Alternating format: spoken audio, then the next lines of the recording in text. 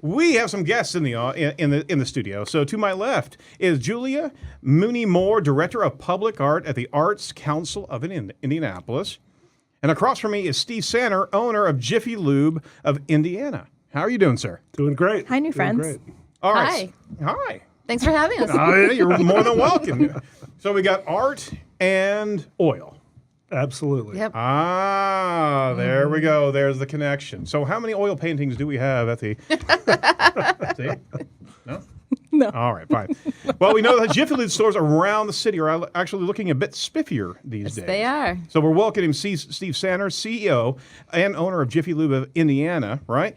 Thanks so much for joining us. So the connection between the Arts Council and Jiffy Lube, what's happening here? Well, we started about 2 years ago with this idea that our buildings are basically canvases on the sides of the buildings. Yeah. And why not get involved in the public art movement? I'm from Philadelphia originally. There's an amazing public art mural project going on in Philly. Oh, cool. We've been down to Miami to see Wynwood Walls. And this isn't quite at that level, but you got to start somewhere. So we've had 3 of our buildings painted already, each with a different theme, each with a different motivation behind it. And it's really got us excited to now get to work. We did those with a small group of artists, and now we've reached out to the Arts Council and hoping to blow this up into 10 more by the end of next year. Steve, I wanted to jump in and ask too. So you opened your first location here in Indy in 1985, which, by the way, yep. was before I was born. Oh, come on. Thank you for that. I was sick. I was just six barely. at the time. Just barely. I was just getting started then. Since then, you have kind of thrown yourself into helping bring more awareness to the arts community here in Indianapolis. Where did that really? So you're from Philadelphia, but where did that intrinsic love of art come from? Because it's not something you typically associate with. Maybe you don't associate that. Fair enough, Brittany. But fair enough. To us, they've always been meshed together. Oil changes and art. I mean, I just I see the it's so connection. natural to me that I don't understand. People seem surprised, and I just don't understand that. But There's an art to an oil change. I kid you not. There you go. there truly is. Really is. Choreography. It is choreography. It That's is. Julia, It you is. are absolutely right. So you're not going to start sponsoring synchronized swimming or anything like that, We do right? synchronized oil changes. Ooh, to music. It is beautiful to see. When it goes right, it is beautiful to watch. In one pieces and in caps and swim caps too.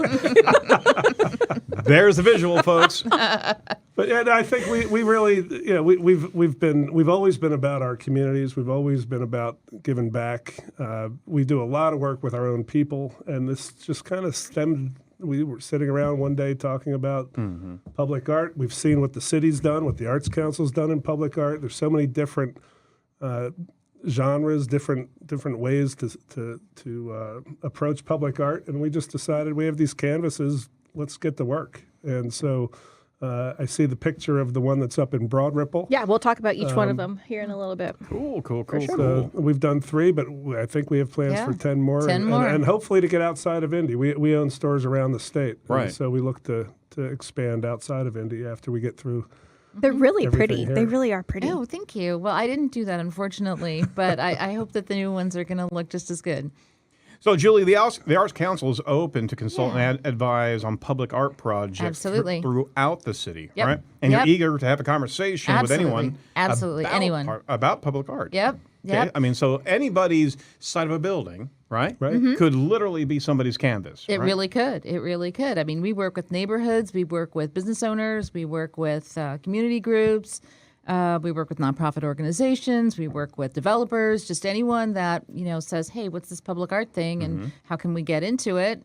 We help them. I am a public art professional. I've been working in public art for about 17 years. I've done projects all over the place. The artwork at the new Indianapolis airport was one of my projects. I worked with the artwork at the new Eskenazi Hospital. Was one of my projects. I've seen so, that. I've done everything from, artwork in new construction to something like Jiffy Lube where there's an existing building and let's see if we can make it better. What is that process like if a company reaches out to you and says, we have this really blank space, Julia, what can you do with it? And how cool. do you, how does this happen? Game on. When they peel me off the ceiling and I go, No, it really starts with a conversation. What do you want? What do you want to achieve for this? Is this brand identity? Is this giving back to the community? Do you want to highlight something that people don't know about? Do you want to support an artist? And so we really just talk about, where we find those mixes, and then we talk about, what's the best way to do it. Of course, we do have to bring in budget. It does have to get paid for at some point. But then we just talk about, what's the best way to achieve what you want to achieve. That's really cool. That's really cool. Period. Drop the mic. No. So, but another kind of unfolding aspect here is that there's a local community focus of different areas, different villages, for lack of a better description, around Indianapolis. Absolutely, yep. And this is a perfect opportunity to lift up a gem per community of something that people may have not known about. And it's the best public awareness that you can possibly get, because these companies are investing in as micro regional as possible. Absolutely. And you could really have a tapestry of all some great things, showcasing some insights all around the city, right? Absolutely. We love to look at local history. So if you're in a neighborhood and you want to know what's special about the neighborhood, maybe something that's not there anymore that, you think, God, why isn't this there anymore? Right. Public art is a way to bring it back. And, there are people around who remember that stuff. So, that's one of the things that, looking for history, maybe it's maybe there's a business that, people remember fondly, that it's not there anymore. Maybe that's a way to bring it back. Maybe there's an artist that lives in the community that, you want to know, hey, this community has a lot of really great artists. Let's give a commission to one of them and, let them get some money. This is how they earn their living. So and you bootstrap them. Yeah. But on top of that, you start creating a edifice that the local region can actually get around. How often are those paintings changed? We usually say that if it's a mural, the useful life is about 10 years. Then it starts to fade, and people get tired of it. It starts to kind of fade back into the wallpaper, and we, would like to encourage people, if you like this, it's there for 10 years, and so in year, 7 or 8, let's plan for what the next one's going to be. I'm just thinking, again, we haven't really talked about this before before the show, but I mean, if you actually start in the space of giving a rotation to different artists, that some murals can actually be more staples, right? Yeah. But other areas that that something's going to change, every 3 months. All of a sudden, you now can have a even more of an engaging community, because absolutely. that next mural, that next painting comes around. You also are lifting up. You just have a bubbling of interest that's going around the region. Absolutely. 3 months is a little short, on the same site, but if The paint has to dry. You do want it to be up there. It takes 3 months just for people to even become aware that it's there. But some things 3 to 5 years. I've done rotations. 10 years is about average lifespan. There are murals around who have been there for 25 years or more. I need you to come back over on like 6 months. Give me 4 months. Because it could be a great resource of just a constant. Whenever you're seeing something change, that you can see that something's about to happen, right? You start turning this into a really a focal piece, right? Well, those kinds of projects, if you want to change them that frequently, we're looking at something like maybe a storefront exhibit, or something that we do with the Arts Council on our mural is that we, every 2 years, we commission a mural that is printed on adhesive vinyl and stuck to our glass window, and we can see out from inside our office, but people can't see in, so it's a little privacy for us. Cool. But we see some weird stuff going on. But if you have a storefront window that you need to maybe hide something, it's a really great way to enliven the streetscape. And because it's a vinyl, it does start to peel after about 2 years. But if you wanted to change that every 6 months or so, have at it. Steve, I wanted to ask you again, too. So in terms of marketing a business, you're a business owner. You have all these marketing, or not all of these you have marketing money that you can put into marketing efforts. What made you go this route instead of the more traditional billboards and things of that nature? Why did you find this to be a good solution for your business? I don't think we didn't really come into it from a marketing standpoint. We went out of our way to not have the murals have anything to do with cars or anything to do with Jiffy Lube. We wanted to make a clear delineation that this is art, that we're basically providing a wall, a canvas for an artist in Indianapolis to come create something beautiful. But it is good marketing because now you're the company that has let that happen. Funny how that works. I am a greedy bastard businessman at the end of the day. but We're going to have to edit that after the show, right? But no, I mean, part of from the business side, sign requirements are getting tighter and tighter. It's hard to get a sign up. Everyone wants muted colors and neutral colors. It's hard to stand out in your business. Sure. So as a business person, how do I get people to notice that I'm here? And especially in a business like ours, where people come 2 or 3 times a year. It's not a grocery store where you shop every week, so you know where it is all the time. We have friends in our neighborhood who ask me, "Where's the nearest Jiffy Lube?" Well, there's one at 86th and Ditch that has been there for 20 years. There's a Jiffy Lube there. We need a mural there. Yes, hey. Then they'll all Is that know. on our list? So, I think it is. So this is more of a giant flag that we're putting I up. mean, there is a business side to it. I hope that it creates attention. I hope it gets people talking. Hey, did you see what's going on at the Jiffy Lube? All of that is good, but that's not our main motivation. So from a marketing standpoint, we used marketing dollars, but marketing's getting so tough these days that it's hard to know what works and what doesn't work. And I was tired of doing coupons, and I was tired of doing some of the traditional things that we've done. So we've been looking. We hired Torchlight to help us with social media, and we were talking about how do we get social media ramping up? How do you get people to care about following Jiffy Lube, the place I get my oil change? Well, it's not that easy. But this public art project has really caught a nerve with some people, and seems to be helping us add more and more followers and remain more relevant in the city. Good. Oh, very cool. That's just the greedy businessman part. Greedy bastard business. Hey, You said it. You I'm said it. offended. It's okay. Well, I mean, you've got families to take care of, right? Sure. All of the employees of, I mean, on top of that, there's a community connection to all the employees of the Jiffy Lube from across the entire state, right? I mean, if you can actually plug them into also community connection, Right. there's a great morale connection we there have. as well. I mean, we have our major, really, what I think I expect to be my legacy in the 32 years and counting that we've been in this business is we have a Growing People Through Work program where we spend a lot of time helping our guys. We take a lot of people that sometimes it's their first job. More often than not, they've bounced around from job to job. And we really encourage them to come in and set some roots down and give us the chance to be the best company they could ever work for.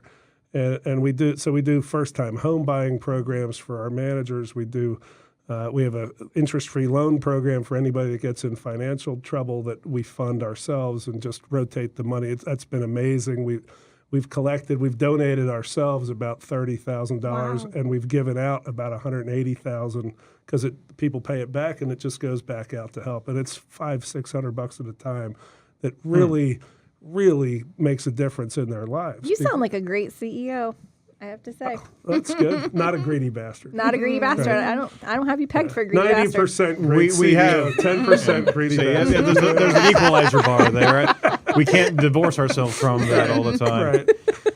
Right. Yeah. So that right there demonstrates another dimension of your company. Yeah, man, that's really. I mean, I had an epiphany a few years ago that I did not want. Did it hurt?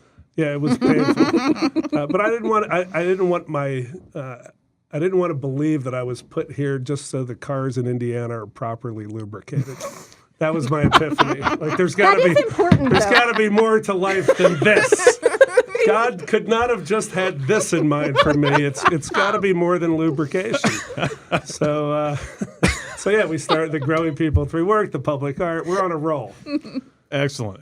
We're going to actually have to edit that for our podcast. That's going to be the first line that everybody hears. Oh, that's funny. Okay, so Julia, I want to talk about the actual murals that exist so far, and then Sure. maybe get some tips on what's ahead. So Sure. Tom, if you don't mind pulling up one of them, maybe Julia can speak to it. Sure. Perfect. Can you tell us about this Yeah, one? this is the one that's in Carmel. And it's very interesting because the artist looked to Carmel history and decided that he wanted to resurrect an illustrator who lived in Carmel who nobody ever heard about. But he felt that his own style and this, historic illustrator style had a lot in common, which is the lines and this delicate coloring. There's actually quite a lot of detail that doesn't really come through in the picture. And he decided to kind of find those commonalities and make that the theme of the piece. I love it. Yeah. Tom, can you pull up a next one, please? This harmony, this is the one in Broad Ripple, as mentioned earlier. And this is the one that kind of speaks to Broad Ripple's reputation for, a lot of kind of wacky stuff coexisting and getting along really well. So, the idea of harmony with a lot of dissimilar things existing together and getting along and, kind of occupying the same space and actually forming something really beautiful. I just see a lot of breakable objects. And I just want to shout out to my town of Broad Ripple. Yay. Okay, and I think we have one more, right, Tom? Perfect. Yeah, this is cool. the one that's up in Castleton, and this is something that's actually more of a community service project. It's a collaboration with and Steve, you're going to have to help me with the organization. This one, I love them all, but this one's near and dear to my heart because I have a cousin who's a graphic novelist, wrote a book called Marbles, and this is a take on the cover of the book Marbles. And the amazing, when you start projects like this, it's just amazing how things come together. Yep. The Dave and Holly Combs and Megan Jefferson at Department of Public Words were the original impetus behind helping us do this. Dave had a bout with depression and was hospitalized. We were talking about it one day because my cousin Ellen Forney has also battled bipolar and depression issues her whole life. And I mentioned her name, and he said, Ellen Forney, she write the book Marbles? She lives in Seattle. The book was a New York Times bestseller, but I'd never met anyone who had actually read the thing. And he goes, that book saved my life. When I was hospitalized, I found that in the book room at the hospital, and it saved my life. It spoke to me. Ellen Forney's your cousin. I said, yes, she is. Could I ever meet her? So let's call her right now. So we got Ellen on the phone, and we started to talk about it. We explained the mural project that we're doing, and she approved us to basically copy the cover of her book, Marbles. And she flew into town, helped with the painting of it. The first three were all designed and then turned into stencils, and the community and some of our own people came out and painted. We did the Breathe one that's up at Carmel. We painted at a Luke Bryan concert at Clips Center. That's awesome. With anyone who wanted to come. That's really cool. They got outside the lines the longer the concert went. It happens. We had to stop them at near the end, but People can get very hydrated at those country concerts. the Broad One might Ripple- say lubricated. There you go. The Broad Ripple one we did right in the parking lot of the Broad Ripple store with the community, and then this one we did down at Indy Reed's bookstore. We had it outside, and Ellen and Dave Combs and Kimberly from the NAMI, National Alliance National Alliance It's of a Mental Illness. Yes. They all had a panel discussion. We packed the house that night. Oh, wow. People helped paint it. And then the next day, we took 2 panels over to the Eskenazi Center for Mental Health and had patients and staff paint 2 of the panels. So this, and we've also, these green ribbons that are at the, on the mural, we made green ribbons and sold them for $5 donations to NAMI and raised, I think, $6,000 or $7,000. So, Man, you talk about art with an impact. That just Well, from beginning to end. honestly, that's providential, brother. I mean, that one was, can't explain it. You can't manufacture that. That is connection, and Right. and that's what these type of initiatives can actually unfurl. Is that as soon as business gets out of just business and it starts actually engaging with community, you start finding these gems of connection, these opportunities to be able to lift. Right. And that's what you're doing. So you've got 10 more targeted. 10 more. Can you- Yeah. Can you tell us anything about those? We haven't. I can say that 5 are going to be done this year. 5 are going to be done next year. We're about to release the request for qualifications for artists. So if an artist is listening, look on the Arts Council's website, and you'll get information about how you could perhaps do one of these. And then we'll go from there. So we'll find the artists, we'll work with them to develop a design, and then we'll see what happens. The other thing that we just talked about recently is these were not painted on the buildings. These are, you can see in the pictures, these are 4x8 panels of cool. dye bond material. And to what you were talking about earlier with rotating them. Yeah. I mean, we could remove these, take them to a different store, put something new up. Right. And so we just started to have some discussions. Does that make any sense with the original 3? I think as we move forward, they may not. They'll likely be on the building. That's really. I mean, that's thinking ahead, because you can make it modular. You can also, like I said, you can also not let these things fade, but have a recycling much of the art. One of our problems is we built the stores with the bays facing the street, Right. So the sides of the buildings aren't always very visible. Probably so, going to have to fix that. Yeah, we're going to have to pick them up. Let's see if we can pick them up And rotate them. 90 degrees. That's all you got to do. Had we only known quick 30 fix, years though, ago Steve. that You public can do art that. was Oh, going to what about the front of the glass garage doors? Well, we've talked about We did. that. We talked about that, and then they realized, well, wait a minute, those doors are pretty much up. Open. Yeah, we all keep the them time. up a lot. Yeah. Except when they're not. Right. I'm just saying. They can still have an impact. Yeah, they They're absolutely could. closed at nighttime. Yeah. Usually. Well, hope so. hopefully. They're supposed to be. Well, Julie, for anyone interested in their own public art, are you the go-to resource? I am. You can give me a call. Oh, you want to know my number? Well, All right. Well, you can get me. You can just go to the Arts Council's website. There's a thing that says Public Art, and just click on it, and you'll see everything you need to know. I have Julia's cell if you want to. Well, let's just broadcast that out there. Well, actually, I mean, anyone who's interested in learning more, they can actually visit. I think we may actually have the URL that we can throw up on screen is www.indieartsguide.com .org .org, yeah. /public-art. Do we have that that we can throw up there? It's okay. Oh, well, that's all right. Yep, no worries. Just take our word for it. Yep. Do exactly what we just said. Indieartsguide.org Yeah. /public-art. Yeah. That's all right. Don't worry That's about all right. You can just go to indiearts.org and, just look for the words public art and click on them, and that'll tell you everything you need to know. We'll put it in the show notes too. Okay. So, some final words of inspiration to aspiring public artists. I mean, because that's an investment that the artists can make into the community, and it's great to be able to showcase the talent that a city, but also a region of a city has. Yeah, absolutely. What would you give us some thoughts and guidance? I would say that artists really need to have a community feeling. They need to, they need to understand that, sometimes art is not all about something interior to the artist and about how they feel and what they want to accomplish. Sometimes it's about finding the best way to illustrate what a community wants to accomplish and who they are and what their identity is. And it's more of a translation, but artists also have these, amazing visual skills that can help bring that out. And it's really a collaboration between the artist and the community. And I love to see that. That's why I do what I do. No. Well said. And any artist should go check out everything about Indie Arts Guide and indiearts.org. Thank you so much for manning the helm there, because artists are known by and large to kind of get sideways into some of it more introspection, but there is a great need for artists to give back to the community. Absolutely. Right? And it's not so much a need. It's some artists, this is what they do.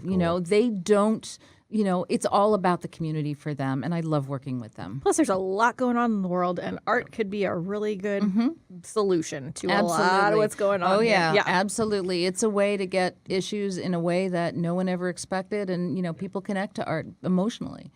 So, Steve, final thoughts on companies that have the opportunity to give back to community. I think it makes perfect sense for businesses to align with the Arts Council and to promote art in every way they possibly can. It's anyone who's ever been over to Eskenazi Hospital to see what they've done with art and with music. Yeah, it's really cool. I mean, it's amazing, and it does make a difference. So today it's Jiffy Lubes. Hopefully, we'll see many more people Yes. doing the same kind of thing. Well, you can connect with Jiffy Lube of Indiana and the Arts Council. You can go to facebook.com/Jiffy Lube Indy, facebook.com Indy Arts, JiffyLubeIndiana.com, and IndyArts.org. So we really want to showcase this type of relationship, because this is where business meets connections of community and can inspire well beyond the respective parties. You can actually create something that, one, never existed before, but also gives back regularly. So we certainly appreciate this type of relationship, and we want to lift you up, because you're doing a very unique thing, but a great thing. Thank you. You're more It's than going to be fun. It is going to be fun.